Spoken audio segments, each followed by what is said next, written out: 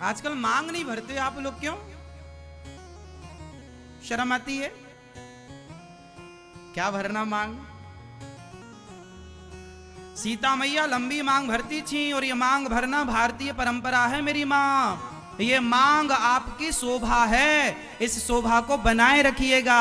आप तब तक ही सुंदर हैं जब तक आपके मांग में सिंदूर है। इसलिए ये मांग भरते हुए गर्व करना चाहिए, इसे छिपाना नहीं है, प्रकट रखना है। और मांग बढ़िया सिंदूर से बढ़िया भरा करो। आजकल तो मैया लोग घिसनी से घिस लेती हैं बस।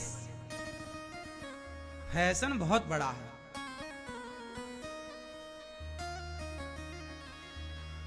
थोड़ा ज्यादा वाली मांग भरा करो। आप लोगों की है या नहीं? आजकल ना देखो फैशन पे क्या होता है, हमारी कुछ बहनें चूड़ियां एक हाथ पे पहनती ही नहीं है, और एक हाथ पे घड़ी, एक हाथ पे चूड़ी नहीं, एक हाथ पे घड़ी, एक हाथ पे चूड़ी, एक हाथ पे घड़ी। चूड़ी पहनना चाहिए। गांव में कहावत कहते हैं कि भगवान दुश्मन की बेटी का हाथ खाली ना करें। हाथ खाली का मतलब क्या है? हाथ खाली का मतलब जानते हो? नहीं, ये नहीं जानती, जरा बताओ इनको। हाथ खाली का मतलब क्या होता है? हाथ खाली का मतलब जानते हैं? हाँ, अभी पता लगा ना। हाँ, हाथ खाली का मतलब क्या होता है? हाथ खाली का मतलब होता है वैधव्य, विधवा। इसलिए लोग कहते हैं दुश्मन की बेटी का भी हाथ खाली, लेकिन आजकल फैशन के नाम पे हाथ खाली करके घूमती हैं। हाँ या ना? चूड़ियां नहीं होती कुछ हाथों में, चूड़ियां होनी चाहिए। हाँ, जल्दी जल्दी चेंज कर लो। ये हमारे बोलने से नहीं, आपको बुरा लग सकता है तो क्षमा कीजिएगा। आपको बुरा लगे, हम वो बातें नहीं बताएंगे आपको। हम आपको ऐसी कथा नहीं सुनाएंगे, ऐसी बातें कि जो आपको केवल अच्छा लगे वो सुनाएं। जो आपके लिए अच्छा होगा वो सुनाएंगे। चाहे आपको अच्छा लगे या बुरा लगे तो क्षमा कीजिएगा, पर जो सत्य है बिल्कुल सही। अपनी बेटी को कहो बेटा मांग भरा करो। और चूड़ियां आप आजकल की लड़कियों को, लड़की नहीं स्त्रियों को, आजकल की स्त्रियों को चूड़ियां बदलने का भी ज्ञान नहीं है। आप लोग जब चूड़ियां बदलती हो ना तो पूरा उतार लेती हो सारी चूड़ियां, क्योंकि सेट पहनना है ना पूरा एक कलर का, तो वो सारी चूड़ियां उतारती हो नहीं। इसलिए हमारे यहां एक परंपरा है कि एक लाल कलर की चूड़ी होती है जो माता जी को चढ़ती है। वो चढ़ी हुई चूड़ी प्रसाद के रूप में माताएं पहनती हैं। और जब आप चूड़ियां बदलती हो तो एक चूड़ी आपके हाथ में होनी चाहिए, एक चूड़ी आपके हाथ में आखिरी में होनी चाहिए, फिर आप बदलो। पीछे एक चूड़ी पड़ी रहे, या सारी पहन के उसको हटा सकते हैं। सेट यदि आपका बिगड़ रहा है, कलर कॉम्बिनेशन नहीं बैठ रहा, तो आप बाद में उसको हटा लो, पर आखिरी में एक चूड़ी होनी चाहिए। पूरा हाथ खाली नहीं होना चाहिए। पूरा हाथ तो तभी खाली होता है जब पति नहीं होता। हाँ या ना? इसलिए ये बात जरा समझाओ और सिखाओ। मांग हो, चूड़ी हो, गले में मंगलसूत्र हो, आप अपना स्वरूप ना बदलो। फैशन अच्छी बात है, आज के हिसाब से रहो, लेकिन फिर भी अपना जो मंगल श्रृंगार है, इसे मांगलिक श्रृंगार बोलते हैं। मंगलसूत्र क्यों नाम पड़ा? वो मंगलकारी है। मंगलसूत्र को मंगलसूत्र क्यों कहते हैं मैया? बताइए, सूत्र क्या है? सूत्र का मतलब होता है बंधन, है ना?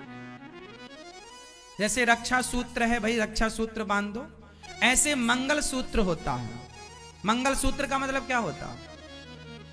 मंगलकारी बंधन, जो हमारे जीवन को अनेक प्रकार के मंगलों से भरता हो, वो मंगलकारी बंधन को मंगल सूत्र कहते हैं। और स्त्री के गले पर क्या होना चाहिए? सदा मंगल सूत्र होना चाहिए। इसलिए मंगल सूत्र जरूरी है।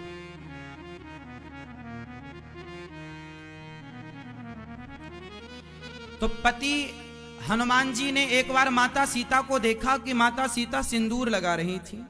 तो हनुमान जी ने कहा, माँ ये क्या लगा रही हो? बोले सिंदूर। क्यों? बोले राम जी की लंबी आयु के लिए।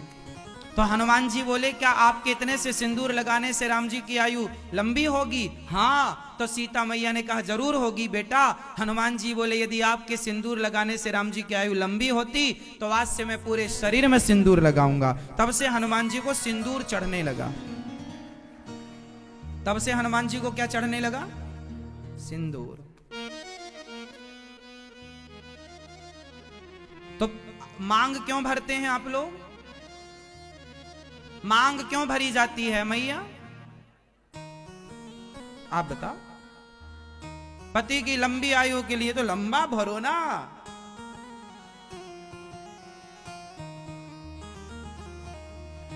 जितना लंबा सिंदूर उतनी लंबी आयु। भाई मान्यता तो यही है। अब फिर तो वो आगे भाग्य का खेल है, भगवान की इच्छा है, लेकिन फिर भी हमारा जो मांग का सिंदूर है मंगलकारी है। इसलिए आपको पता होगा बिहार में आज भी जब लड़की का विवाह होता है तो मांग उसकी यहां से स्टार्ट होती है। कहां से? कहां से? नाक से। यहां से लेकर के पूरा फिर यहां तक जाता है। वहां पर जब मांग भरी जाती है वो यहां से स्टार्ट होती है, नाक से। ये मांग। पर अब यहां से आप तो ना भरो। बिहार में आज भी ये रिवाज है और आपको देखने को मिल जाएगा। तो आप फिर भी उतना तो रखो जितना आवश्यक है। और याद रखिएगा, सिंदूर ही लगाने की बात है, घिसनी नहीं। क्या लगाने की बात है?